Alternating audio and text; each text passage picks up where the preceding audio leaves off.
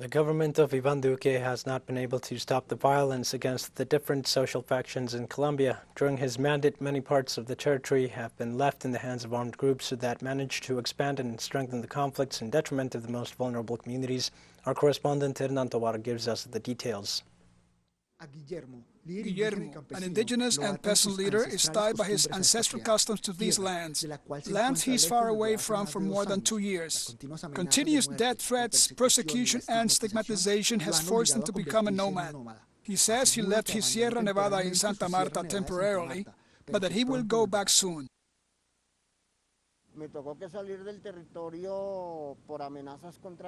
I have to leave my land because all the death threats against my life, and due to the claims that we made on human rights violations, the persecution of social leaders, and because of all the demands we have made for land restitution and the opposition to large-scale mining in CSAR.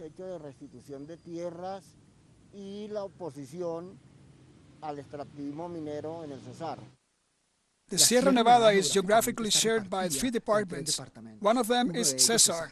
According to the We Are Defenders NGO, in the first quarter of 2022, 3 human rights defenders have been assassinated, making it one of the more risky departments for such leaders. There are several elements that make it risky for us to remain here, like illegal armed groups that we believe are the successor of paramilitary gangs.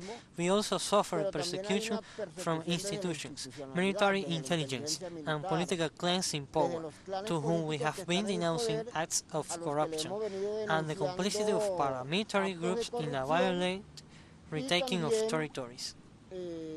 Complicidad con esos grupos paramilitares que están ejerciendo una retoma violenta del territorio.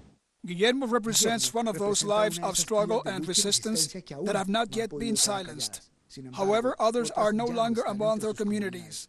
They made them disappear during the 4th year of President Duque. According to the Institute of Studies for Development and Peace, Indepaz, more than 900 leaders have been assassinated. There is a dispute over ethnic territories. 50% of Colombian territory is collectively owned by ethnic groups and overlaps with forest reserves area, like the Amazon, the Pacific, and the high parts of the Andean mountain ranges, where the biggest disputes occur, and of course around land interests where there are macro projects, either water or infrastructure. In the 4 years of Ivan Duque's term in office, the presence of armed actors has increased in several departments, either by violent action or by complicity with members of the military forces. 420 municipalities in the country are influenced by armed groups, which represents 37% of the territory, a situation that generates disputes for control of the territory due to illegal income, drug trafficking, and both legal and illegal mining, a situation that affects vulnerable populations. As the first perpetrator identified as victimizing social leader is the Wolf clan, followed by the so-called dissidents of the FARC and the ELN. In some cases, we have identified that the alleged perpetrators are members of the security forces in a few smaller cases.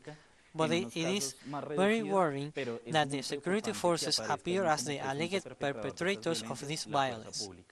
The terror generated by the struggles of these armed groups is also reflected in human rights violations, such as displacement. So far, only in 2022, according to the United Nations, this situation has left more than 78,000 victims. In 2021, displacements reached 73,000. In 2020, it was 35,000, and in 2019, it was 33,000. These figures were never recognized by the current government. Hernán Darío Tovar, teleSUR, Bogotá, Colombia.